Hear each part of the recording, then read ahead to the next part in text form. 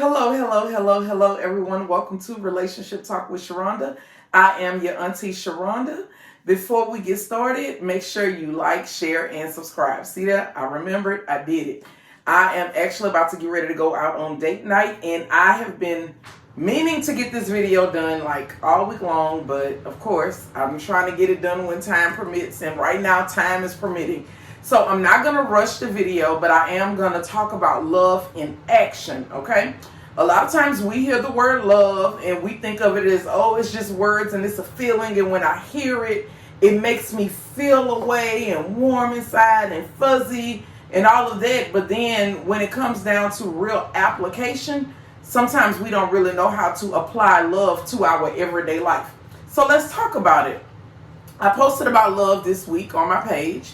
And there was a lady who was 44 years old and said, I have never experienced being fully loved in my whole entire life.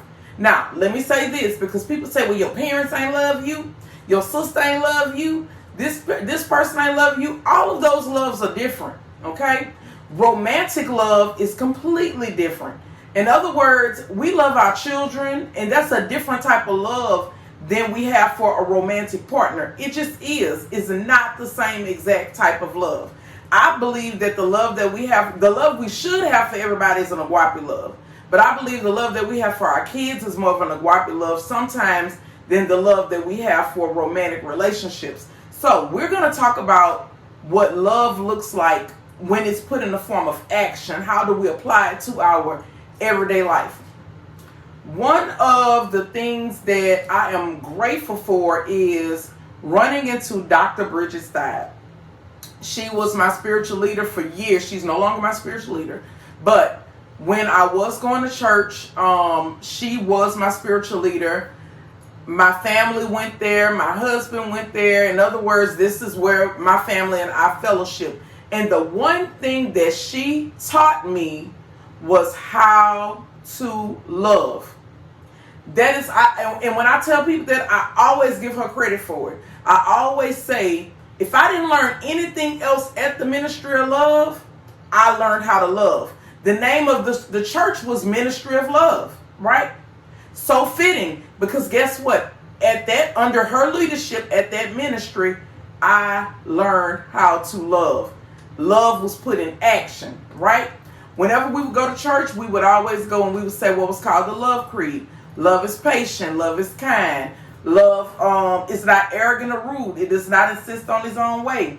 It's not irritable or resentful. Love does not rejoice in the wrong, but rejoices in the right. Love never keeps any record of wrong, right? It does not collect receipts. Love never fails. So you got faith, hope, and love, but the greatest of these is love. That was the Love Creed that we used to say, right? So let's talk about that, okay? The first thing it says is love is patient. That's not just when things are easy in our life, right? But love has to show up even when frustration when frustration sets in, love still has to show up. Sometimes timing is not perfect, but love still has to show up. It has to show up without complaining, right? Love is so patient that it gives people and ourselves room to grow, room to error, room to heal, room to come into it on our own without pressure or ultimatums. And we saying all of that just under love is patient, right? The next thing the Love Creed tells us is love is kind. It's not necessarily by grand gestures, but sometimes it's giving you that soft word even when you don't deserve it. Sometimes it's giving you that time and attention even when I feel like you're not deserving of it. Sometimes it's just something simple as a cup of coffee in the morning. Or when you done worked all day long on your feet, somebody to just say, you know what, sit your feet in my lap and just let me rub your feet. Or like Cleve do, baby, come here and let me adjust your body. You've been driving in your car all day long at work. Let me adjust your body. That falls under just love being kind. And I used to tell people all the time, kindness don't cost you nothing. Kindness is easy. It don't even cost you nothing. It don't cost you nothing to be kind to somebody. Love is not arrogant or rude. I always say, I'll let you be right, I'll be correct. Love is humble. Even when it could boast, love don't boast. Love chooses to listen before it speaks. Love is not intentionally harsh. It ain't sharp with words. It's not saying things that is going to be belittling and pierce you. In other words, I can get my message across to you without belittling you and being harsh to you and being mean and low down to you. If every time I'm talking to you, I'm putting you down and it's always something that I know is going to be hurtful or shameful or whatever it is, that's not love. Because that's not the way love operates, okay? It's not rude. Love does not insist on its own way. Love is willing to share space. It considers the other person's needs and feelings. It makes room for the other person's desires, and love knows how to compromise. Love don't manipulate. Love don't demand. It invites, it respects, and it honors. Some of us say, I want a relationship that have all these things. And the thing is, I'm not even halfway through the list, but we know that we ain't even gave that to nobody. How are we going to expect to get something from somebody that we ain't never even gave ourselves? Love is not irritable or resentful. That means that love don't carry yesterday into today. Love is going to forgive you without needing to remind you over and over of your mistake. Meaning that love does not overpunish you. Love lets things go for the sake of peace. Love lets things go for the sake of connection. Love does not operate in silence, it communicates. Love don't lash out, it leans in. Let's talk about it. Love don't rejoice in the wrong, but it rejoices in the right. This says that love does not celebrate when you fall short or when you get knocked down. Love don't tell you, I told you so. What love does is it holds out its hand and it helps you up. It helps you stand again. Love helps you rejoice in your victories. No matter how small your victories are, love is going to come and show up and celebrate you. Especially when the world encountered you out. Love gonna show up for you. And say, I knew you could do it. I always seen it in you. You are victorious. You are chosen. You are favored. That's how love talks to you. Love don't keep no record of wrong. It ain't collecting no receipts. It ain't weaponizing nothing. It ain't bringing up your past. The only thing love is talking about is your new beginning.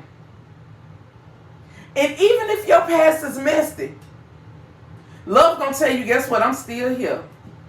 Love gonna stand in the gap for you. Meaning when you can't pray for yourself, love gonna pray for you. And even after tears, arguments, and long nights, love is gonna be there. It's gonna show up for you. In spite of everything. Love never fails, not because it's not perfect, but because it doesn't give up. It keeps showing up, it keeps trying, it keeps choosing. Love is going to always fight for connection even on the hard days. So at the end of the Love Creed, it tells you faith, hope, and love. Faith gives you something to believe in. Hope gives you something to reach for. But love gives you someone to walk through it with. So basically, when a person is telling you that I love you, they're telling you that I'm committing to you and I'm choosing you. And I ain't choosing you just in these moments. I'm choosing you every day. Until we make the decision not to choose each other anymore. Because again, love does not insist on its own way. So if it means that at some point I need to let you go and release you, I can. So when I hear people say, oh, well, I ain't never experienced this kind of love, my question is, have you ever given it? Because one thing about Sharonda, what brought this on was because I said I found love a second time around. And a person like me, I'm going to always find love. Love is going to always be attracted to me. Why? Because love is my lifestyle. I operate in it every day, all day. So I can stand in the mirror and I know God going to bring me to me every time. He going to always give me to me.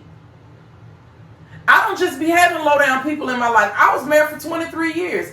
And yes, my ex-husband today, he is on some other stuff. And the thing is, I pray for him and I extend grace to him. Right? But that's not who he was the whole 23 years we were together. Over 20 years, he was a great person to me and to my kids and to our kids. Let me correct that. But life happens. And sometimes life happens and people use all types of things to cope. And during that process of coping, sometimes it changes them. It turns them to somebody that you don't even know. Right? And what we have to do is we have to accept that, guess what? This person ain't the person that I fell in love with. I'm not going to insist on my own way with this. I'm going to release it. And I'm going to let it go. Right? I'm not going to force nothing. I'm not going to force nobody to do right by me. Or my kids. Right? So sometimes we got to even know when it's time to release it. But I was blessed again to run into another great man. And from day one, I operated in love. From day one, I met him 1 week, and then the next week I was taking him out for his birthday because I found out his birthday was coming up. I wasn't sitting around and saying, well, my birthday done passed and I'm going to wait till my birthday come all the way around again before I celebrate his, because this is too new and too fresh to be celebrating a stranger. But my thing is, guess what? I met you. You told me your birthday coming up. Well, hell, let's turn up. Because we getting to know each other.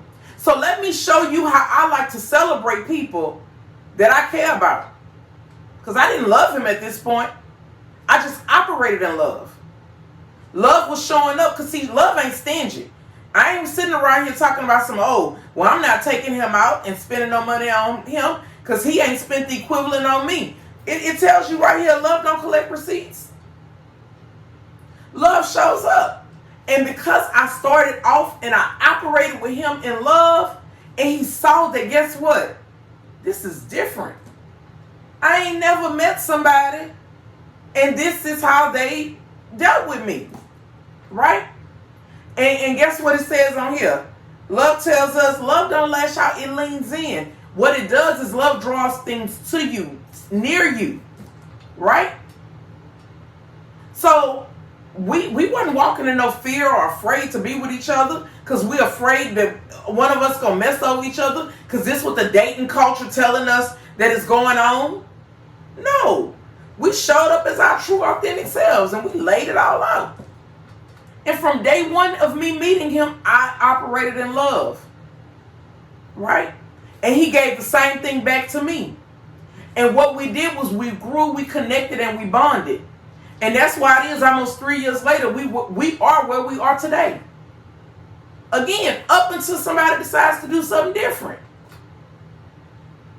So if you are at this big old age and you can say that you got kids for people and you've been with people and all of this kind of stuff, and you can honestly say that you've never experienced love, I urge you to look at yourself and say, did I ever give it? Did I ever give love? Because I had a lady on Facebook and I posted this up. And she said, Sharonda, I read this twice. And she said, I read it the first time how you wrote it. She said, but the second time, everywhere that you had the word love, I put God. And she said, but God. Because this is the way God intends for us to love. And a lot of us never received it because we never even gave it. We never put love in action. The only thing we did was say it out our mouth and it sounded good and it felt good when we were saying it and we were screwing, we were saying it, and it just felt good in that moment. But you know what really feels good? When love shows up for you every day. When love chooses you every day, and regardless to what. That's what really feels good. And then you can operate in a knowing, and you can know that love is going to be there for you. And you can trust. And you can open yourself up. Because a lot of us are afraid to do that. Because we're so afraid of being hurt by people. Right? So again, you know, I was asked to make a video. I did it. I'm about to get ready to go and enjoy my date night. I got my little hat on, y'all. I ain't put my hats out in a little minute, but I had my little vest. I said, you know what? Let me put my little hat out. Right? So you all enjoy the rest of your night and be blessed. Y'all ever thought about going to marriage counseling? I will do anything to save my marriage. I need to see that Coke bottle shaped by the something, unless you want to go through with the divorce. I'm Mike, by the way. Nice to meet you, Mike. Mrs. Hancock speaking. Hey, stop playing with me. You know what this is. Mike. Be honest with me like I was honest with you about having a wife. Bob was cold. I'm Bob. Big Bob. But that's all behind us now. I need you to trust me. Trust me so deep. I can show you how ugly I can actually be. And to think, it all started with a full body massage. I know you feel the energy. It feels like we can't go wrong. We can't go wrong. Intimacy turned into short stories. Short stories turned into a book. The book turned into the Red Room Kink Experience show and a movie.